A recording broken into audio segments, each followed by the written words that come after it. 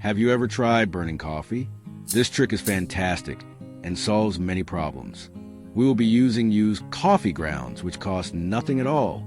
I know many people do not drink coffee and might be wondering how I get coffee grounds. The answer is very simple.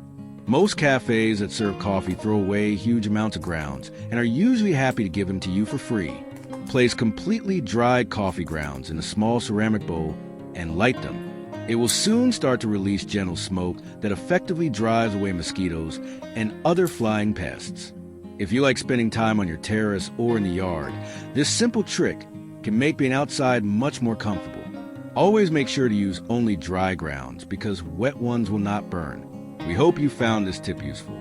Share it with your friends so they too can keep mosquitoes away without using chemicals. Thank you for watching and warm greetings to everyone.